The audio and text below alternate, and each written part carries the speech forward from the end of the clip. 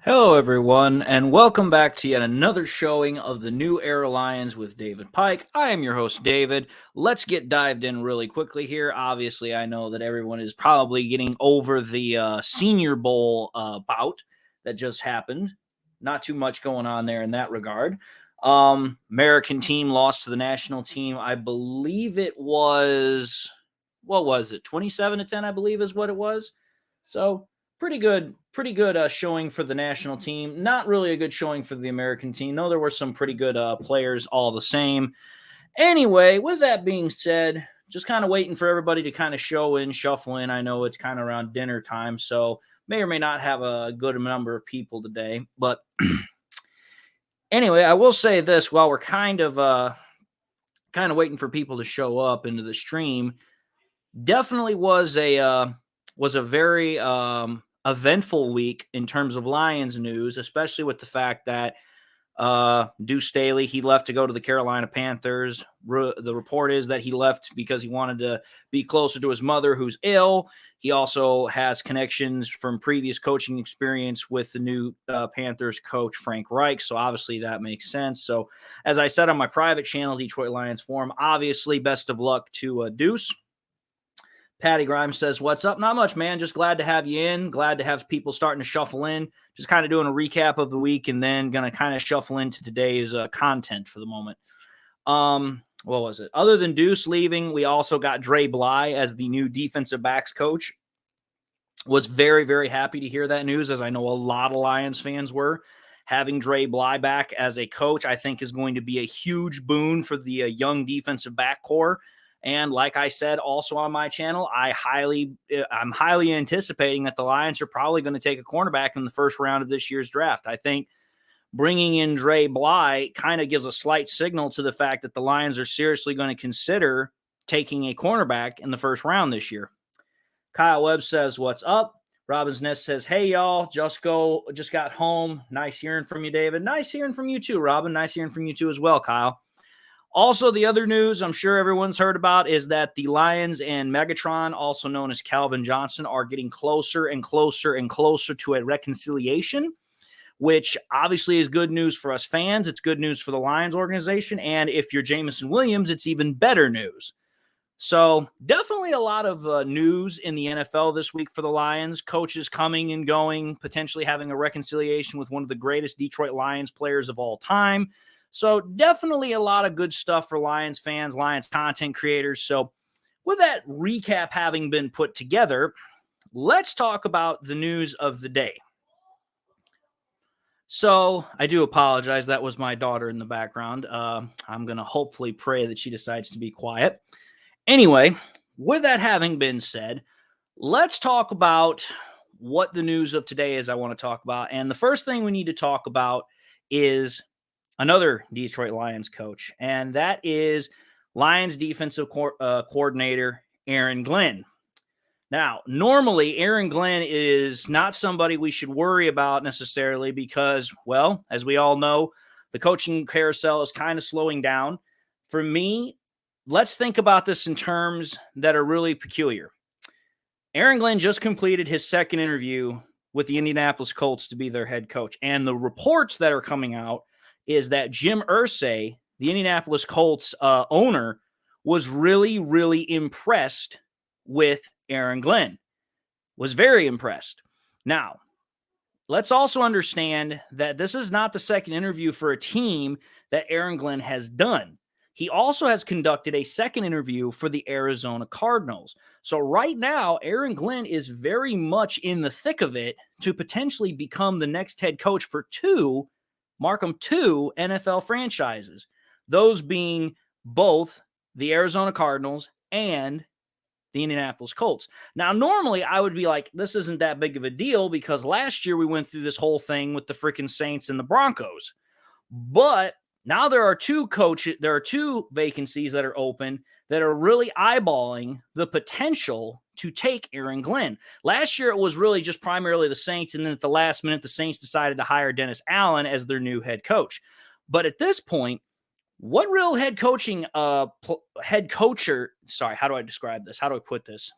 What head coaching candidates that are out there would realistically be a better option than what Aaron Glenn is right now? Not really any. So for me, it's like I take a look at what is going on right now. The fact that Aaron Glenn has gotten 2 interviews with 2 separate franchises. The Indianapolis Colts owner said apparently was very impressed with him. Plus, on top of that, you have to consider this as well. The new GM of the the Cardinals, has ties with Aaron Glenn. Back when Aaron Glenn was with the Texans, I believe in 2002 to 2004, the new GM of the Cardinals was actually on the team of the Texans. So there is a connection there. There is a prior relationship. There is a good relationship between those two. So realistically, in my opinion, I think Lions fans seriously need to consider and get accustomed to the fact that we might not have Aaron Glenn back next year. I'm going to say this right now. In my honest opinion, I would expect news by the end of this upcoming week. So by the end of Friday next week, that the Lions are either going to have or not have Aaron Glenn back. Because with usually after the second interview, usually by that time, teams have pretty much come to their decision on whether or not a guy is in or out. So in my opinion, the news has already come out that Aaron Glenn has gotten 2 interviews by both squads, both teams. And on top of that, he's considered a finalist for the Cardinals. And as I just reported, that has come out, Jim Irsay has been really, really impressed with Aaron Glenn in that second interview. So in my opinion, I would say that the likelihood that Aaron Glenn comes back is getting smaller and smaller every day. I honestly think Aaron Glenn is more than likely not coming back this year. I think he's more than likely going to be a head coach for either the Colts or the Cardinals. Now, as far as which one he's going to take, I couldn't tell you. There's reasons for one or the other. The Cardinals, obviously there's the prior connection with the GM there. For the Colts, I mean, you just have to consider the fact that the Colts have a very good roster. The problem with them is that they don't have a quarterback right now. And the Colts are in the top 5. So if the Colts wanted to go and get themselves a quarterback, that would be a good boon, a good way to start out for a new head coach, which if that's what Aaron Glenn gets, it's not exactly the worst circumstances to be under. So just simply saying, we got ourselves a couple of comments here really quickly. Let's see what we got here. Let's see here. Andrew says, hi. How's it going, Andrew? Patty Grimes says, greetings from Georgia. Nick Gunjack says, what's up? Robin's Nest says, any doubt the culture has changed? All good. Robin's Nest says to Patty Grimes, small world, lived in the Savannah area for a spell in Georgia. Robin's Nest also says, Aaron Glenn gets the D to a top 10 next year and he will triple his value. I just don't see him leaving. Yet, if he goes, God bless and good luck. Next man up. Lions coaches being hired as head coach is amazing. Well, here's the thing, Robin, and here's the thing to everybody else that's out there. Let's first and foremost understand what this means for the Lions if Aaron Glenn gets hired as a head coach. Number one, first and foremost, understand this. The Lions have not had a head coach that have not had an assistant coach, whether it was a positional coach, a defensive coordinator, offensive coordinator, hell, even a special teams coordinator. They have not had a coordinator or coach that has been hired to become another team's head coach after leaving the Lions since Chuck Knox in the 1970s. He went from being, if I recall correctly, the offensive line coach for the Lions in the 70s to being the Rams head coach in the 70s. So that right there would show just how much the NFL has reevaluated the coaching staff, the coaches that the Lions have. The fact that you have such serious interest in the Lions coaches to become head coaches shows that the NFL, the teams of the NFL, have taken a completely different perspective to what these coaches are. And in essence, what they're doing is they're valuing what Dan Campbell as a head coach is doing. Because the offensive coordinator, Ben Johnson, defensive coordinator, Aaron Glenn, all these other coaches, they are learning from Dan Campbell, which means the NFL likes what Dan Campbell is doing. Now, on the other flip side of this coin, this is also good for the Lions in one other way. If, and I say if because it's not guaranteed, though it is looking more likely, if Aaron Glenn should happen to leave the Detroit Lions and become a head coach somewhere else, that means that the Detroit Lions will get compensatory picks for him leaving. And there's a reason for this. Number one, it's because according to the rules, since he is African-American, there is the whole, how do I put this delicately? Because I don't want to upset people. Because of his ethnicity, because of that, he's considered a minority. So that gets the Lions picks. But also at the same time, because he is taking an upgraded position from his defensive coordinator job to a head coaching job, should that happen, that means the Lions also get picks in that sense. So here's what would happen. If Aaron Glenn becomes the head coach of either the Cardinals or the Colts, and again, that's no guarantee, but like I said, it's looking more likely, the Lions would get two third-round compensatory picks. They would get a third-round compensatory pick in this year's draft, so in 2023, and then they would also get a compensatory pick in the next draft in 2024, a third in the 2024 draft. So they would get two third-round draft picks. So in my opinion, getting those are two pros to Aaron Glenn being hired. One, it shows that other teams are liking, they're digging, they are approving of what Dan Campbell is doing as a coach. Number two, the Lions get some sort of compensatory picks out of the whole deal as well. However, though, losing Aaron Glenn, I don't know what that's going to do to this defense. Now, obviously, I can see there's a comment in here from Nick who says, who steps in as the new defensive coordinator? Well, in my opinion, the Lions are kind of in a bind if Aaron Glenn leaves. And here's the reason why. Number one, if Aaron Glenn leaves, as you say, who becomes the new defensive coordinator? Well, if Aaron Glenn leaves, the most likely answer, in my opinion, would be an internal promotion. And I've said this before, I'll say it again. I think the most qualified person would probably be Kelvin Shepherd. Kelvin Shepherd is a former NFL linebacker. He's done very well with the linebacking core as a group ever since he became the coach 2 years ago. So if the Lions were to internally promote, I would go with Kelvin Shepherd. Now, if they decided to go outside the building, that's where things get a little tricky because of the fact that there's just simply not as many qualified defensive coordinators now. Case in point, Mike Zimmer, he's now with Deion Sanders, that is, out in Colorado. He's his defensive coordinator. Vic Fangio just became the defensive coordinator of the Miami Dolphins. So you start getting a little, and there's the other dude that I just thought about was DeMeco Ryans. He just became the head coach of the Texans. So it's like the defensive coordinators that are out there are not exactly very inspiring. You could potentially pick Terrell Austin to come back. I know that's a lot of fan favorite idea. I know also you could go after what in the thunder is his name? He's the guy that Brian Flores. I know he's being interviewed for the defensive coordinator. I think it is of the Minnesota Vikings. Also, I think that you could possibly go after a college coordinator or a college individual if you so chose to.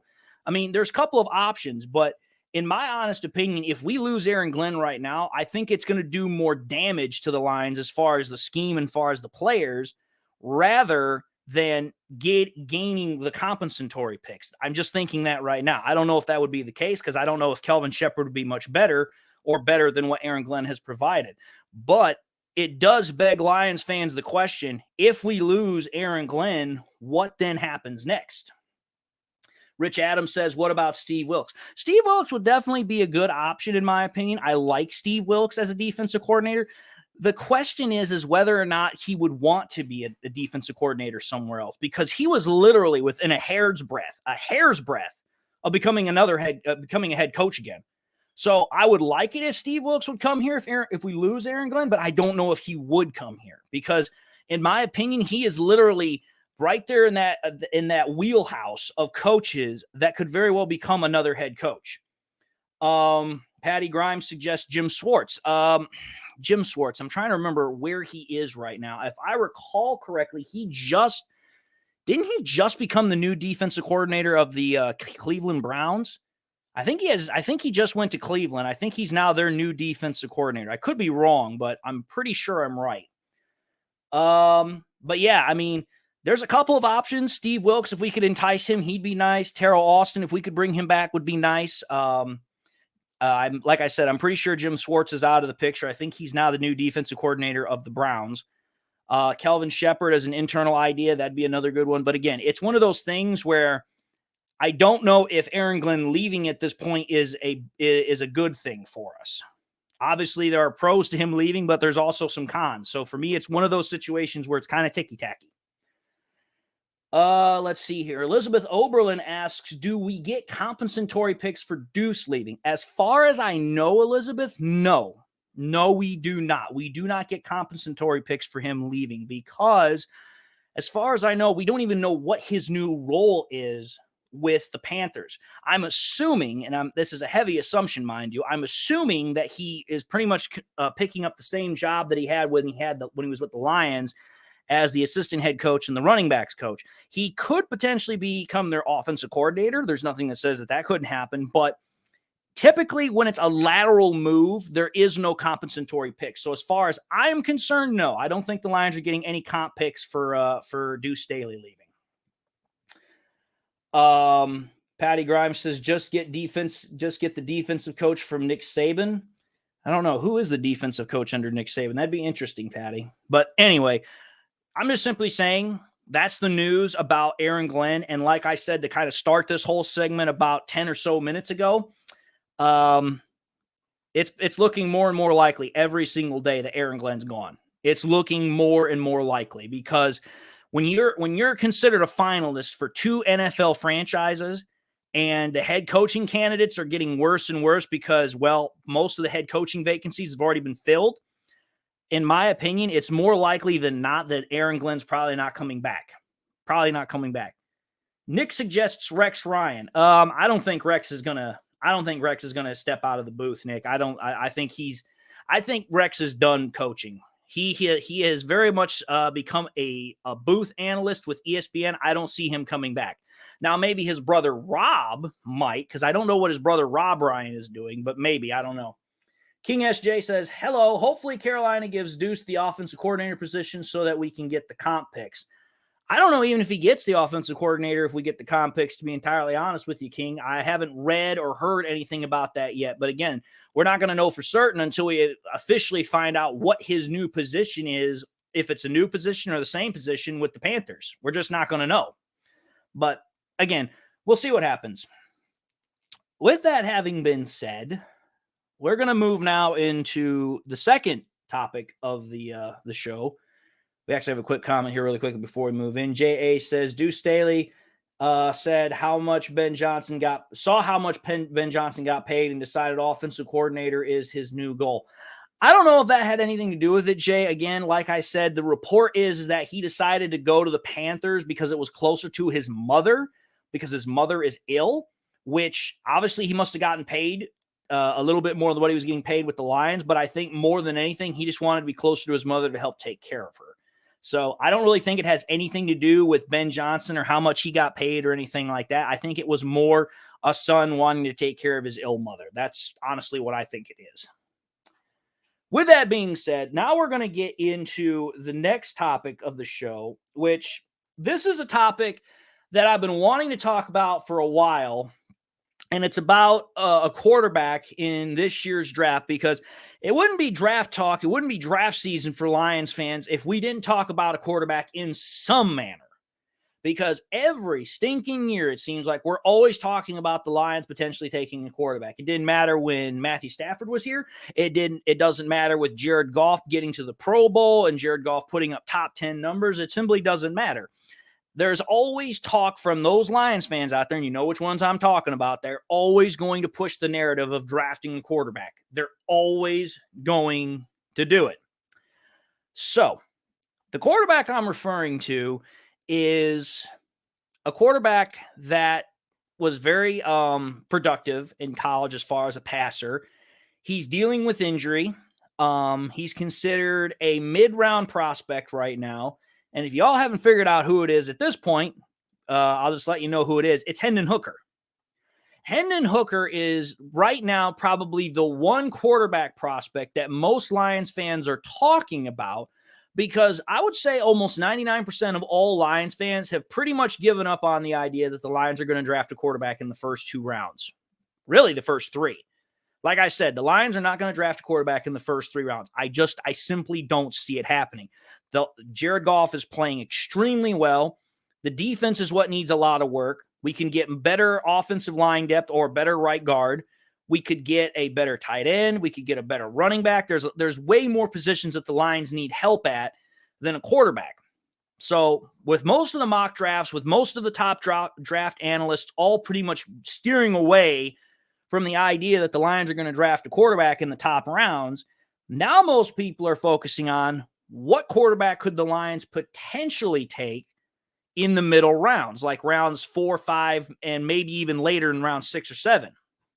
And the one name I keep seeing pop up on Facebook and everybody else is the quarterback out of Tennessee, Hendon Hooker. Now, here's the thing, folks. I'm actually going to name this segment, and this is going to be the exact name I'm going to use in the video for later because I'm going to make a short out of this. I'm just going to say it right now. The Lions should not get hooked with Hooker. They should not get hooked with him. I think drafting Hendon Hooker would be an absolutely horrendous idea. And I'm going to explain to you why. I'm going to show you guys what I mean here. Well, actually, I'm going to tell you. I'm not going to show you. I'm going to tell you what I mean here. So let's understand something here about Hendon Hooker. Hendon Hooker comes from Tennessee. Now, Tennessee, nothing wrong with that. Nothing wrong with that at all. Peyton Manning came from Tennessee. It's a good school. It's a good college. It's a good program. But the problem I have with Hendon Hooker, there's a couple of problems I have with him. Number one, what is the one thing that all quarterbacks are evaluated on when they're playing, whether it's in college or whether it's in the NFL? How they win against the top opponents, how they win against the top dogs. Well, obviously, Hendon Hooker didn't spend all of his time at Tennessee. He also played for Virginia Tech. So what I did is I went to ESPN and I took a look at his track record. In games where he was the starting quarterback or played the predominant amount of snaps, because sometimes at Virginia Tech, they kind of switched the quarterbacks out and kind of did a rotation.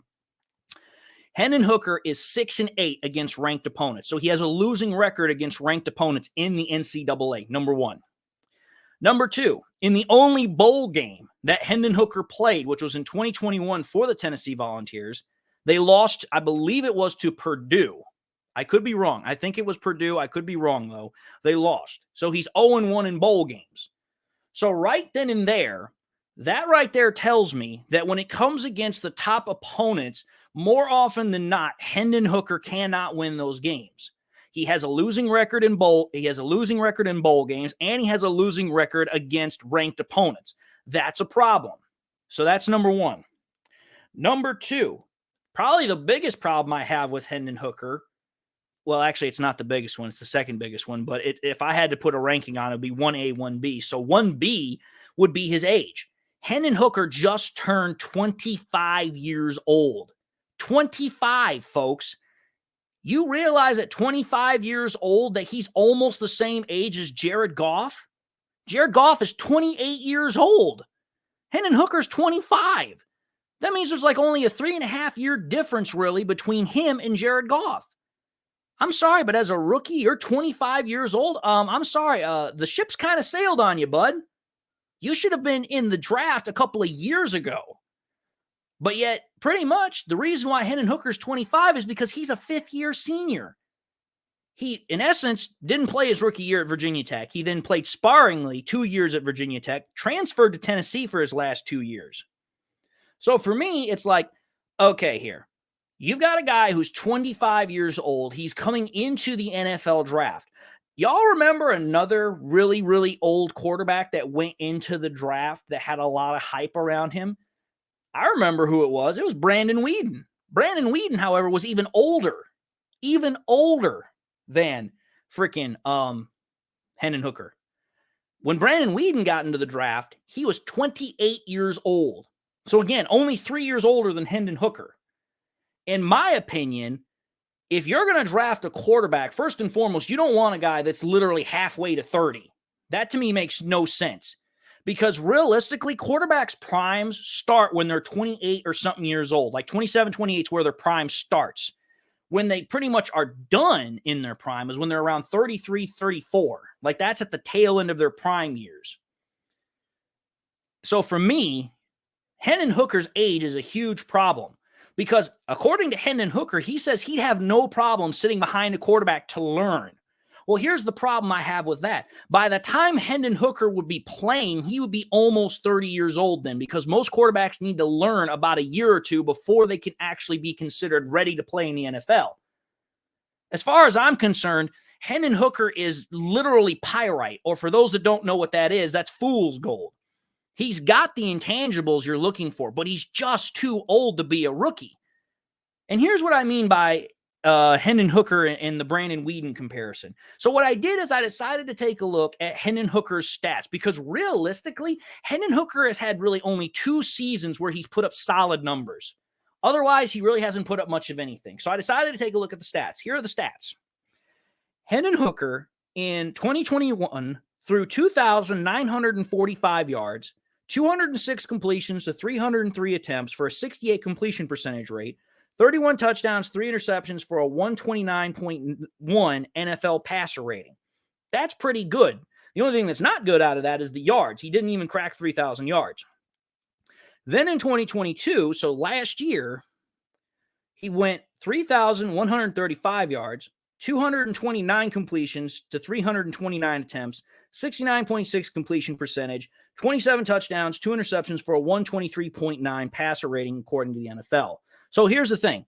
He's got the stats that you're looking for, save the passing yards. But again, there's the age factor. But then even worse so than that, so even more so what's worse for him is that the injury. He's coming off an ACL tear. Now, I'm sorry. Even though medical science has advanced, ACL tears, Achilles tears, those are still massive injuries to overcome. Massive injuries to overcome. So for me, when Hendon Hooker, part of his game, what makes him, quote unquote, the special prospect that he is his ability to be mobile. You're talking about a guy who's overcoming a massive injury, who, by the way, I know everyone's heard and seen this article about him talking to Ray Agnew in the Senior Bowl practices. He still has a massive brace on his leg because that ACL is slowly healing. Granted, he's not in crutches anymore, but he still has a massive brace on that leg. So he's overcoming a massive injury. He's 25 years old. Even though he had good stats as far as touchdown interception ratio, as far as the passer rating in college, he only threw 3,000 yards one time. Now you want to talk about Brandon Weeden, who I think is the best comparison to him in terms of age. Take a look at Brandon Weeden's numbers from when he was in college, when he played for, what was it, Oklahoma or Oklahoma State, one of the two. Brandon Weeden, when he was in college, coming out of his last 2 years, 4,277 yards, 342 completions to 511 attempts, 66.9 completion percentage, 34 touchdowns, 14 interceptions with a 103.5 passer rating in 2010. In 2011, he had 4,727 yards, 409 completions to 565 attempts, 72.4 completion percentage, 37 touchdowns, 13 interceptions with a 109.5 passer rating, according to the NFL. So you're talking about a guy who was a prolific passer, and he came out at 28, and he was a first-round draft pick. Now, obviously, Brandon Weeden does not have Hendon Hooker's mobility. But the problem is that Hendon Hooker never really kind of wowed people in the NCAA with his ability to, put up the stats. He is a good prospect, but as far as I'm concerned, because of his age, because of the injury he's coming off of, that right there is something that Lions fans, the Lions management, do not get hooked on Hendon Hooker. Your better option would be to look for a guy in the 5th or 6th round. Guys like, in my opinion, to take deeper looks at would be Tyson Badgett out of Shepherd. I think his name is Clayton Tune out of Houston. I know some people are also high on Malik Cunningham out of, Louisville. There are several other guys. Max Dugan out of TCU is another one. You could potentially look at, what the thunder is his name? The name is escaping me right now, but what is it? Tanner McKee out of Stanford. Those are all guys you could look at as mid-level picks. Jaron Hall out of BYU. That's another good one. I mean, there are definitely options in later rounds outside of Hendon Hooker, in my opinion, as far as age and injury concerns. So when I think of Hendon Hooker, potentially being someone that everyone's high on, I'm like, don't get hooked on him. Do not get hooked on Hendon Hooker. Do not get hooked on him. Patty Grimes, yes, you are right. The Fresno State quarterback, I forget his name, but he's another good one. He actually, if I recall, was the MVP of the Senior Bowl today. So those are all quarterbacks worth pursuing. As far as I'm concerned, Hendon Hooker is fool's gold. He's fool's gold. He looks the part, but I don't think he's going to last at the NFL level. He has not done anything at the NCAA level that would lead me to believe that he's going to be good. Take a look at some of these comments here really quickly. King SJ says, no earlier than the third round would I consider drafting QB. Honestly, I would be even later. I would say the fourth round, in my honest opinion.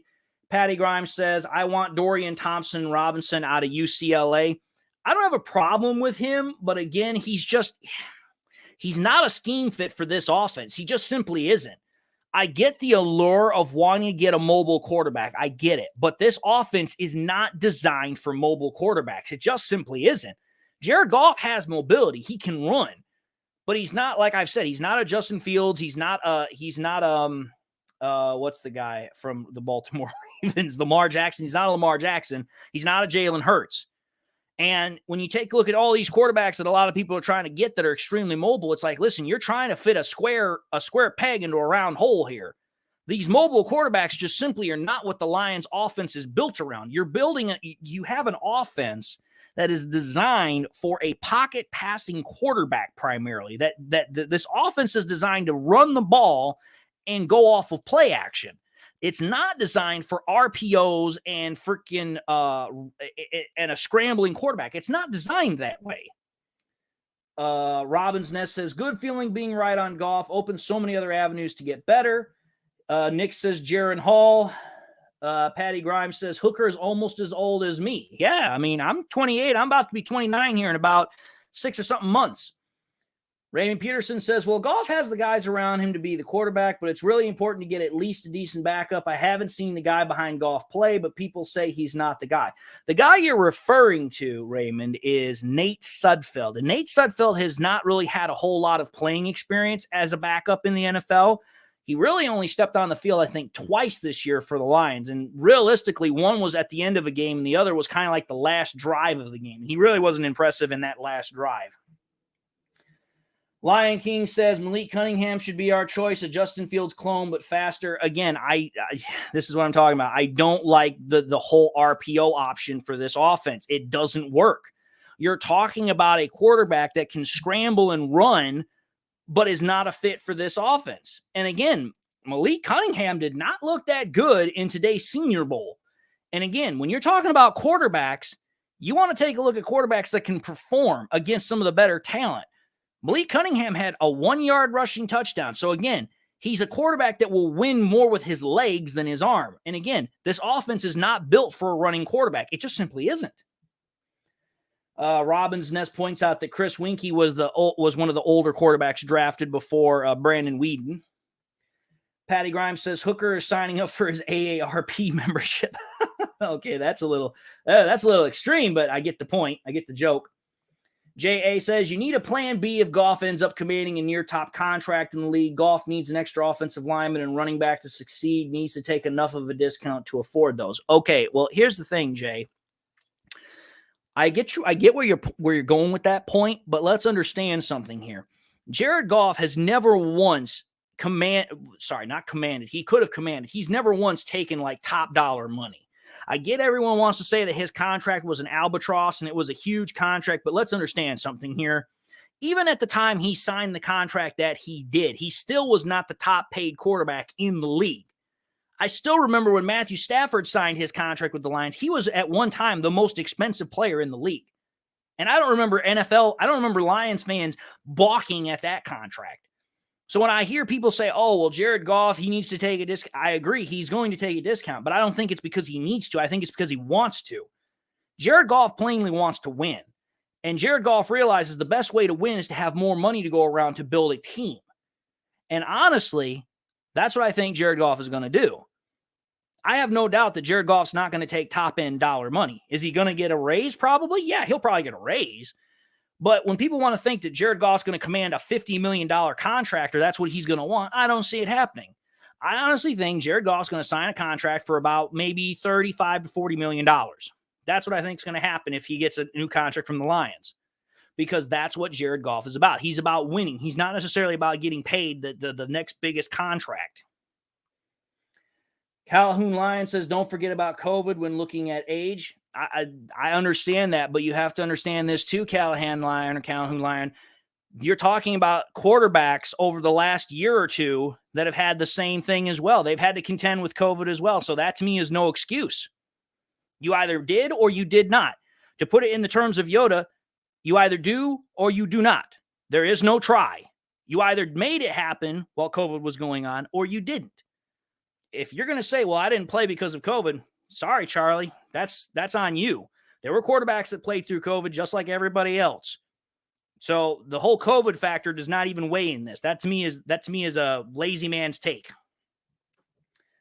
Joseph Murdoch says, what's up, folks? I just got in and looks like the topic is drafting a QB. UDFA is my guess.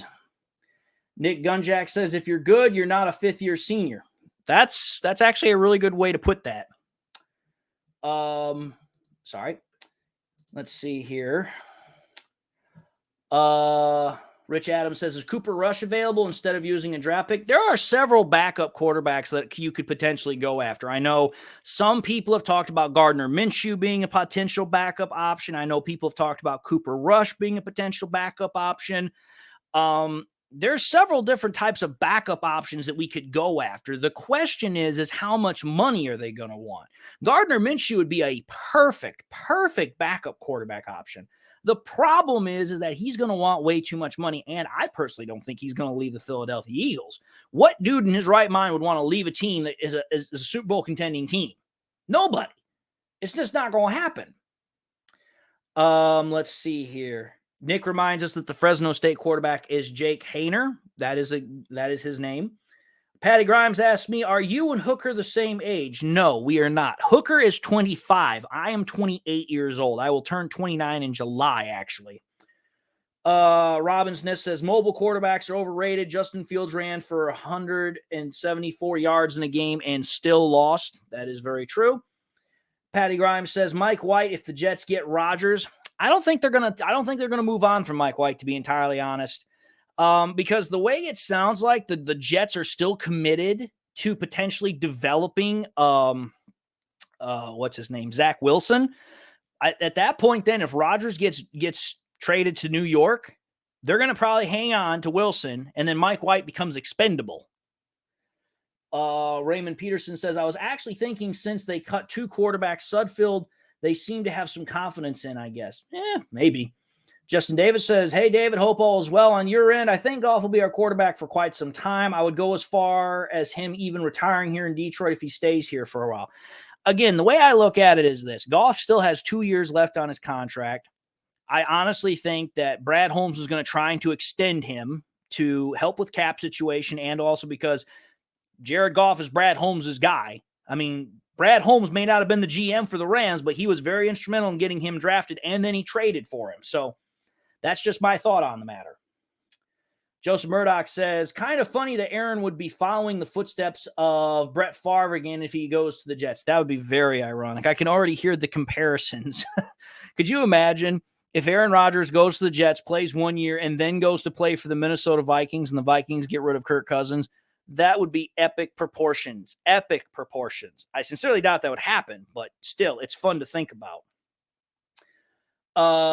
Let's see here. Robinson says that Justin Davis, quite a few of us that agree with your take. Justin Davis says, I like the guy. Honestly, he's referring to Jared Goff. Patty Grimes says, how funny would it be, if Rodgers goes to the Jets and fails? That would be very funny. Patty Grimes says that Mike White is a free agent. Mike White would be a very, very good option if we could get him. Again, we're talking hypothetical situations here about drafting a quarterback because, again, as the saying goes, and it's been proven time and time again, what happens in free agency is going to heavily influence what happens in the draft. Case in point, If the Lions go out and they sign a backup quarterback, then that pretty much seals the book that they're not going to draft a quarterback. Because realistically, the Lions have only carried 2 quarterbacks on their roster for like the last 2-3 years. And that's most of what teams do now, is they just carry 2 quarterbacks. Because typically quarterbacks are considered to be reliable enough to not get injured that you should only need 1 backup.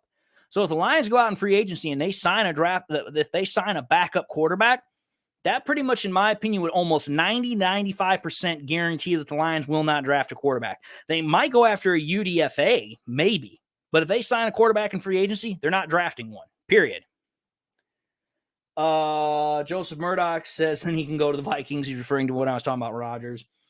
Nick Gunjack says Jacoby Brissett, Andy Dalton, and Taylor Heineke are a few veteran options. Those are all good veteran options, but realistically, Brissett, he's going to be considered a potential starter somewhere. Same thing with Andy Dalton, because he played rather well with, what's his name?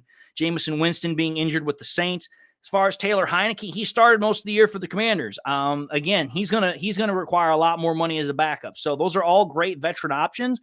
But I don't know if Brad Holmes is going to want to spend the amount of money that it would take to bring them in as backup options. Again, it's one of those situations where it's kind of like a balancing act. It really is. Justin Davis says, I definitely draft a 5th-round quarterback, maybe 4th, but no higher. We need to finally get a clip holder that is actually good, not just okay. I agree with you, Justin. Patty Grimes says, how mad would SOL fans be if the Lions don't draft a quarterback? Mind blown. That's how mad they would be. Their minds would literally blow up. Because again, I have literally, as you guys all know, through my private channel, Detroit Lions Forum, I have battled with SOL fans. I've battled with haters. I've battled with literally all of it for 2 years. And ultimately, I was proven right on the whole Jared Goff narrative. But you would be surprised how so many of those typical fans that are SOLers that still are lingering around want to draft a quarterback. And when they don't get their wish this offseason, they will literally be turning in their membership cards, their fan membership cards. Because in their eyes, Jared Goff is not the dude. And to me, that makes no sense. But I'm not getting into that. I could literally go on for hours on that conversation. Let's see here. Robin's Nest says that Patty Grimes will be fun to watch after that. Joseph Murdoch says, I wouldn't mind Jake Moody in the 6th round. A kicker like him would be nice. I honestly would love us to get Jake Moody. I watched him in the East-West Shine game. I thought he did extremely well as a kicker. I think that realistically, this is going to sound kind of awkward, but just hear me out here. I think Jake Moody could be the Lions' next version of Jason Hanson. Like, he's got the leg, he's got the accuracy. I like Jake Moody. I really, really do. Nick Gunjack says, Goff is pretty durable besides last year. Actually, if you really want to think about it, Nick, he only was out for 2 games actually due to injury. 1 game he was out due to COVID, which realistically you can't fault him for that. If you realistically want to talk about Goff's injury history, Goff has literally missed 5 games due to being injured, 1 game to COVID. So over the last 8 years, Goff has missed 5 games in total. That's pretty durable. Like, you don't have to really worry about him getting hurt or missing games. Chan says, I think there are some good late QBs available in the draft, but I still kind of want the mysterious mustache man with the magical leg Moody. I think you could get both. I think that Jake Moody could be available in like round 5 or 6. And I still think the Lions could potentially, if they felt compelled to, they could still draft a quarterback in one of those rounds as well. Justin Davis says that Joseph Murdoch, I'd probably take Jake with the draft pick for sure. Absolutely. Robinson says that Woodward Sports would be fun to watch that day. No, let's be fair here. It's not just Woodward Sports. Let's be fair. It would be the Woodward heavyweights that would be fun to watch. That would be the one that would be fun to watch. Because you guys all know they're the ones that have been pushing hardest over the last 2 years to draft a quarterback. And I think they're going to be, again, disappointed with who they get this year, if they get anybody. Let's see here. Joseph Murdoch says, don't be surprised if he goes higher than most think. He's got a foot. Yeah, Jake Moody's got himself a leg. That kid is going to have himself a bright career in the NFL. Mark it down. Take it to the bank. He's going to have himself a career in the NFL. With that being said, let's move into the last topic of today's show here. We're going to talk draft here, but we're going to be talking draft in a very, how should I put it? It's going to be both specific and non-specific, and this is what I mean by this. So as every Lions fan knows, the Lions currently have 2 first-round draft picks this year. We have the 6th overall draft pick, not 6th round, 6th overall draft pick, and we have the 18th overall draft pick. We've got quite a lot of draft capital in the upper rounds. We've got 2 firsts, we've got 2 seconds, we've currently got 1 third. We've got a lot of draft capital. Well, here's the thing. Obviously, if you guys have been on Facebook, you guys have looked at the news, you guys have checked everywhere, mock draft season is in full swing. Like everybody and their brother is doing mock drafts. And some of them are really good and some of them are not good at all. But here's the thing. Probably the one biggest area of contention that most people have when it comes to the mock drafts, other than certain players, is do the Lions trade up or do they trade down potentially with their picks? I'm of the mindset that the Lions will do neither. I think the Lions will stand pat where they're at. And there's a reason why I think this. Number one, I don't realistically think that the Lions are going to feel compelled enough to package both of those first-round draft picks to move up. Because realistically, to move up any of the spots, even from 6 to 4 or something like that, you're going to have to package a good amount of draft capital to move up. It's just going to have to happen. So I don't realistically think that the Lions are going to feel compelled enough, they're going to fall in love enough with a prospect to want to have to package a whole bunch of draft capital just to move up a couple of spots. I just don't think that's going to happen. But that's not even really the part that a lot of people are doing right now that's really got me a little, I wouldn't say irked, but surprised. It's that most people want to trade back. And usually they're wanting to trade back from the 6th pick. And to me, that makes absolutely no sense. It makes no sense. And here's the reason why it makes no sense. At number 6, the Lions are still in play to get a blue chip top-end talent. At number 6, you can still get one of those top 10 talent markers, even potentially a top 5 talent marker, because sometimes players slip. They don't slip that far, but sometimes they will slip. And at number 6, the Lions could definitely get one of those guys. They could. So for me, when I take a look at it, trading back also doesn't make a lot of sense in another area as well. Because if you trade back, what do you get? You're going to get some sort of draft compensation, right? And typically when you usually trade back like that, you're looking for draft compensation usually in the same draft that you're in. You're not typically going to stall it down the road unless it's later draft picks. So in my opinion, why would you trade back from number 6 and potentially miss out on a blue chip talent to get a middle of the road talent? Now, the only reason the only scenario I could see where it might be beneficial is if the Lions trade to around the same spot in 18, so they had back-to-back picks. So they literally had 2 picks where they could choose exactly who they wanted, and they didn't have to worry about it. But to me, it's like, listen, if you hold the number 6 overall pick, you have a chance to get a game-changing player, which is exactly what Brad Holmes has said he wants. He wants game changers. He wants guys that are disruptive. At number 6, you can do that. In the middle of the draft, not so likely. It can happen, but not as likely. Plus, you have to think about it from this perspective. If you trade back, there's a potential you might also get a first-round draft pick next year in 2024, which I'm going to say this right now. That would be awesome if in 2024, when the draft comes to Detroit, the Lions had 2 first-round draft picks. That would be awesome as far as the aesthetics. Be like, hey, we're in Detroit. The Lions have 2 first-round draft picks this year. That's awesome. There's only one problem with that. The draft is going to cause problems with the salary cap. It's already going to cause problems because think about it. This is the 2nd year in a row that the Lions have 2 first-round draft picks. Well, eventually, you have to pay those first-round draft picks, and first-round draft picks are not cheap. They are not cheap. Case in point, do y'all remember why the Lions traded away T.J. Hockenson? T.J. Hockenson by himself was an okay dude.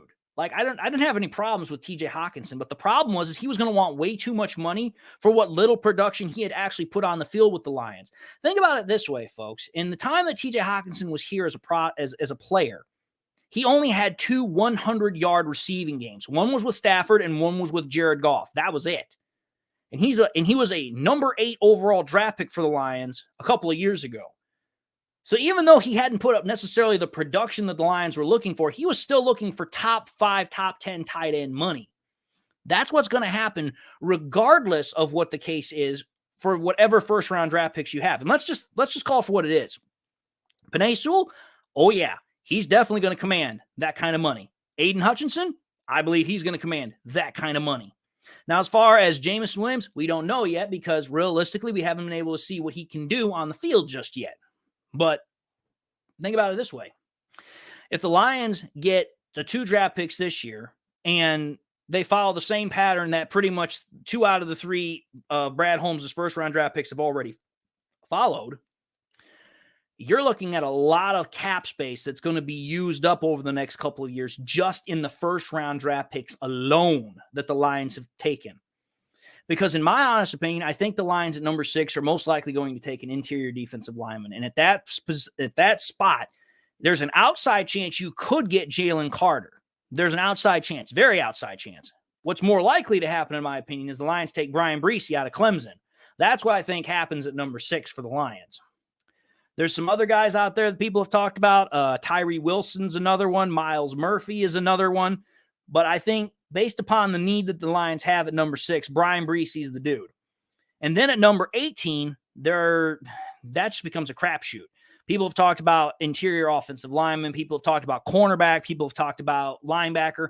I'm of the mind of a cornerback, in my opinion, because linebacker is really deep this year. You don't need to take a first-round draft pick on a linebacker. You just simply don't.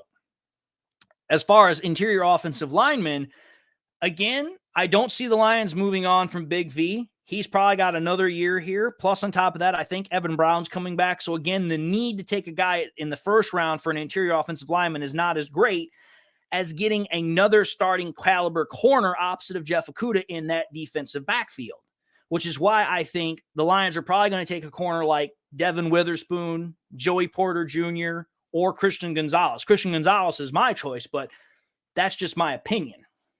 But the whole point of the matter is that I've seen people talk about the Lions trading out of number 6. And typically, I'd say 90% of the time it's to trade back.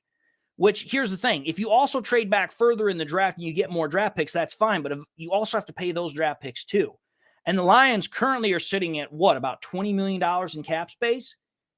You can't keep trading back and keep garnering more draft picks because eventually you're going to have to pay these people.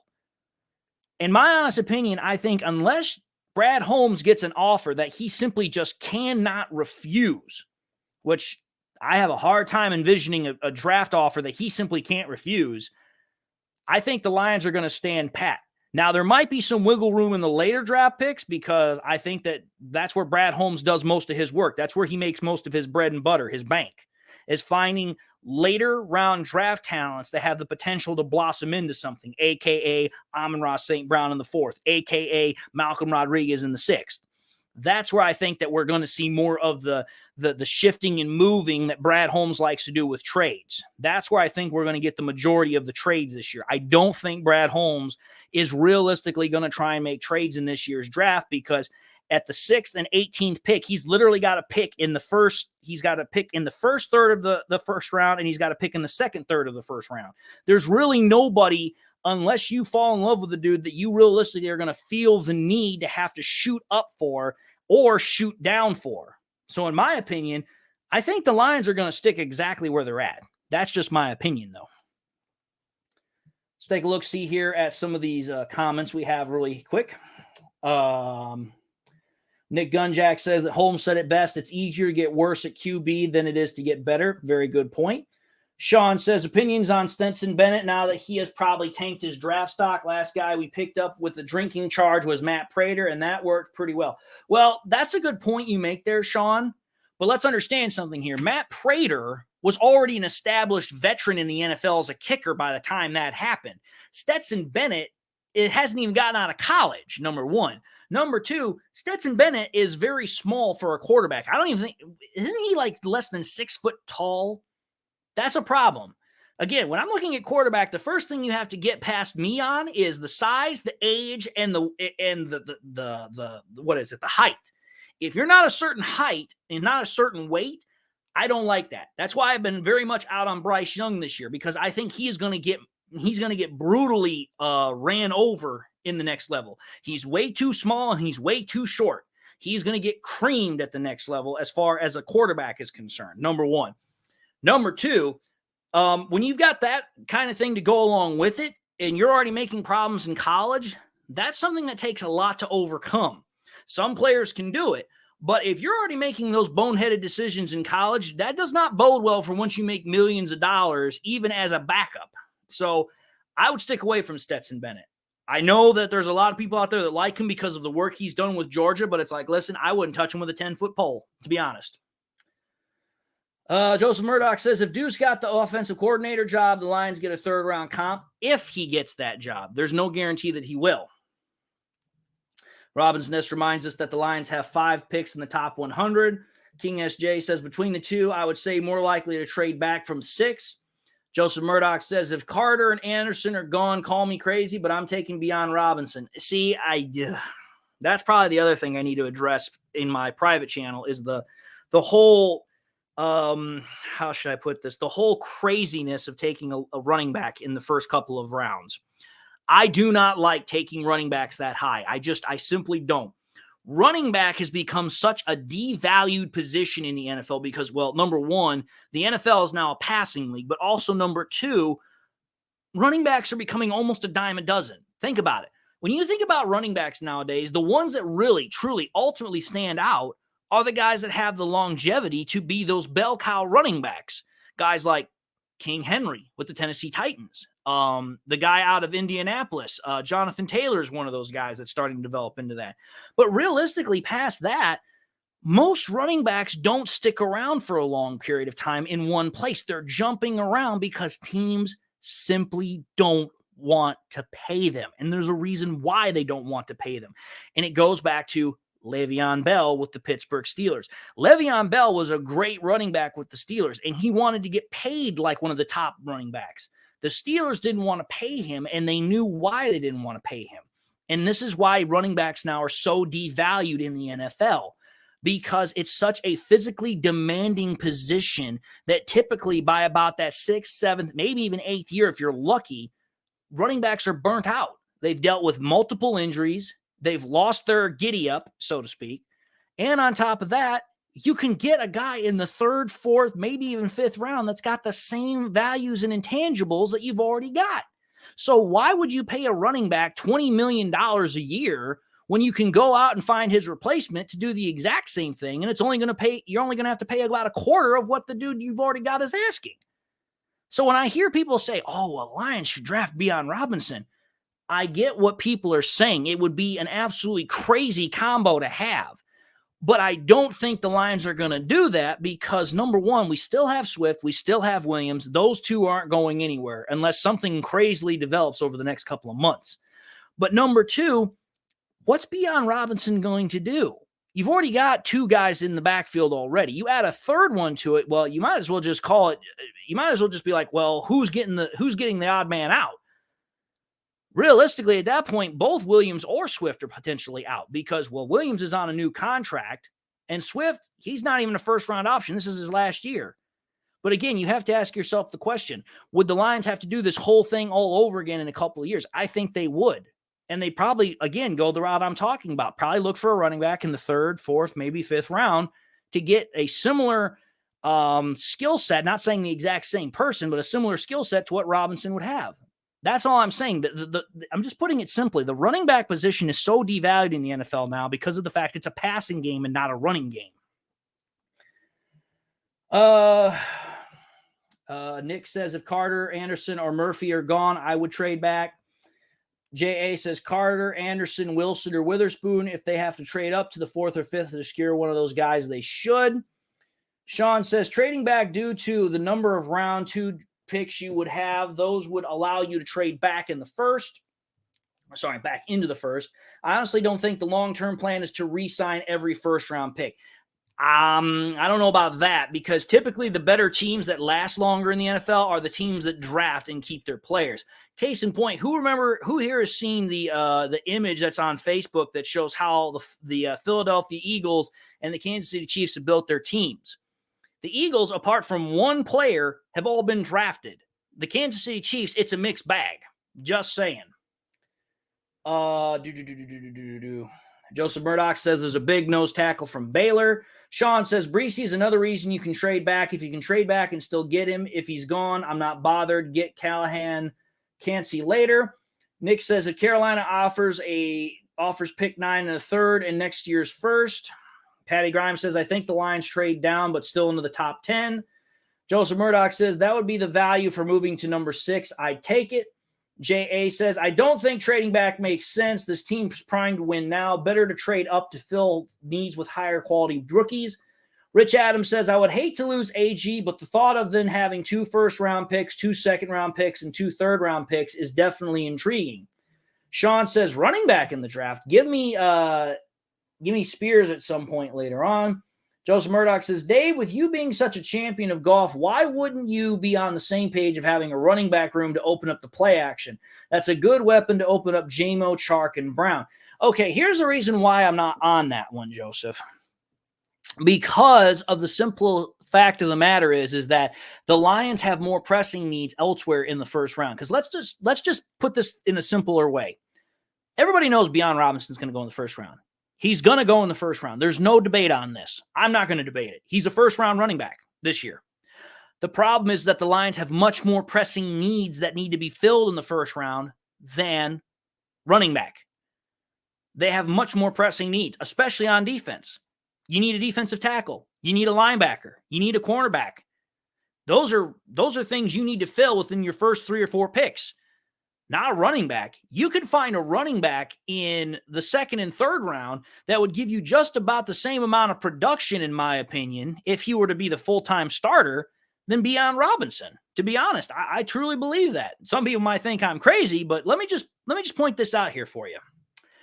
Most running backs in their rookie year are absolutely fantastic because, hey, there's not much of a positional challenge or positional transfer that you have to learn from the NCAA to the NFL.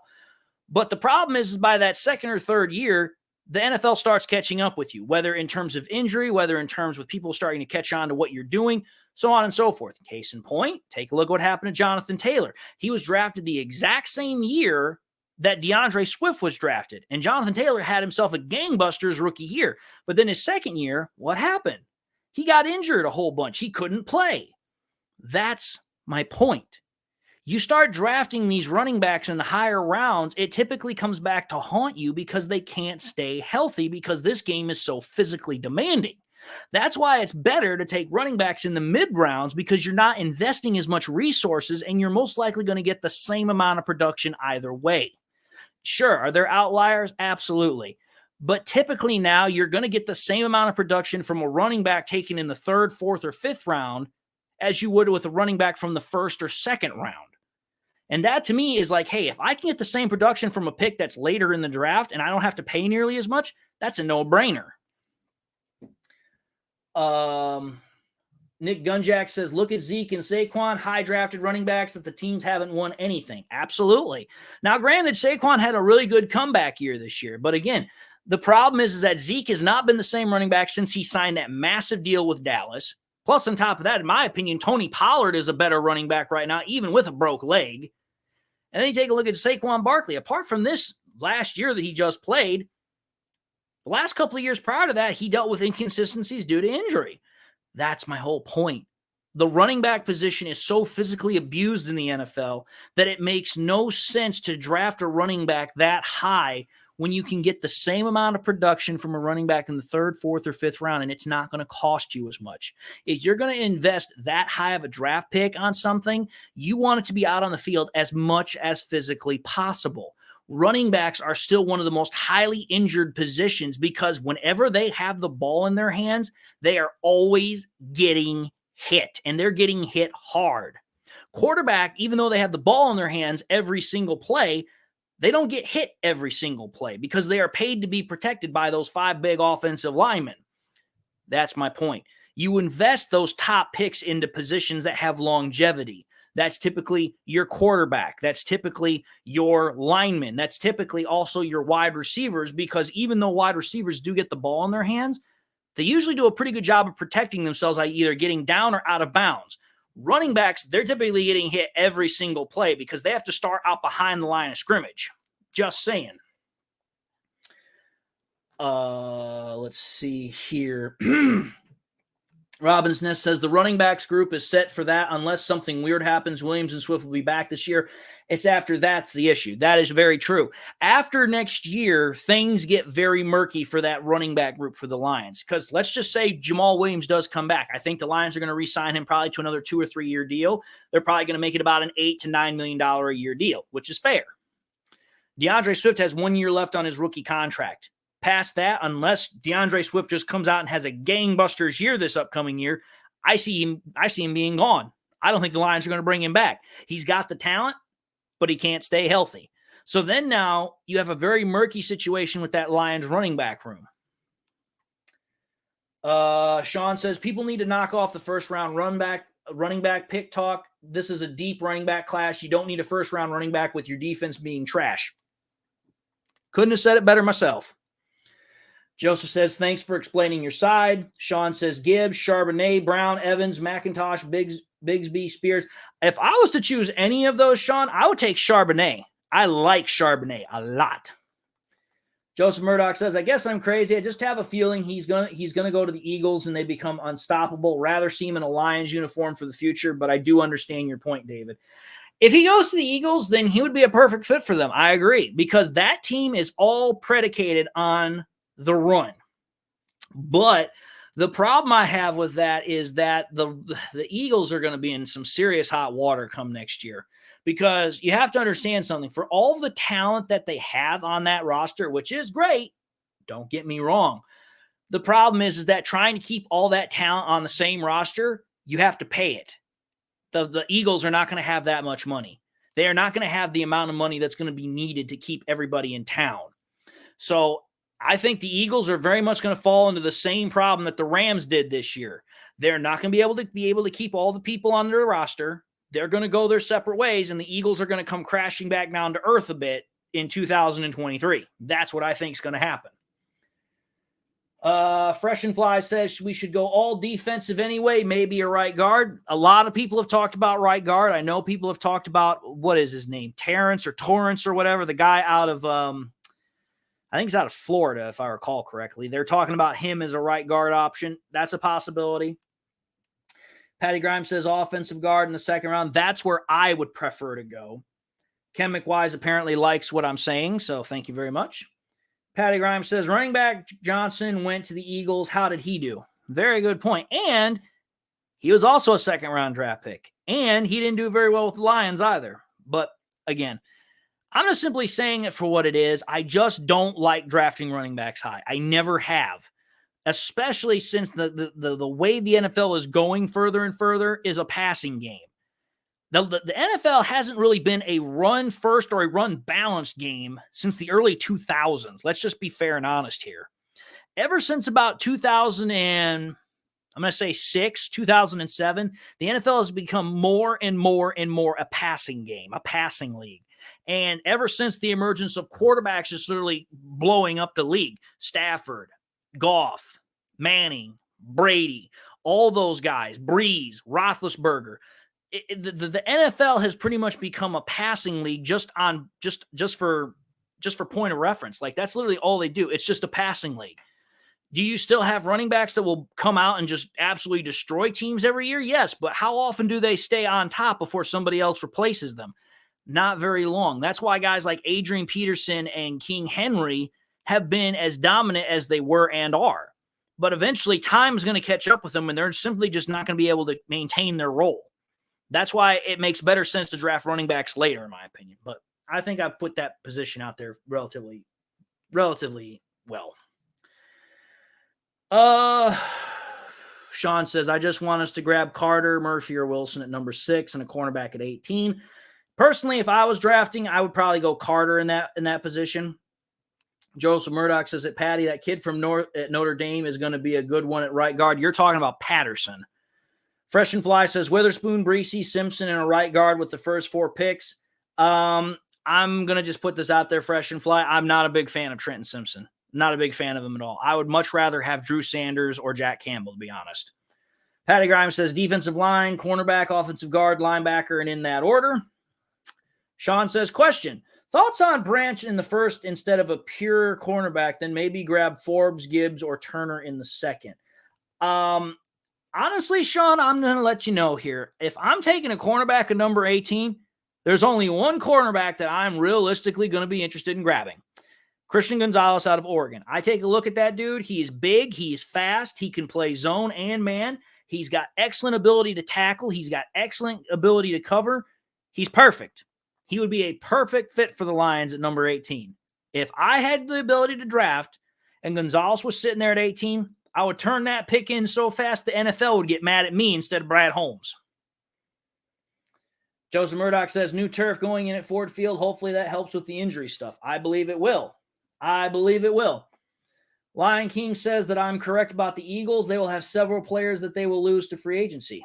That's typically the way it is. Most teams are not able to do what the Patriots have done for years. They just simply cannot retain the talent. They just can't. Because the way that the NFL is, players are wanting more and more money, and the more money they require, the less they're able to keep the team together. But it is what it is. Fresh and Fly says, I'll take Captain Jack in the second round too. He has good coverage skills. I think the Lions should trade back at 6. They may or may not. I don't know. But I'm going to call it a show, folks. We've been at this for almost an hour and a quarter.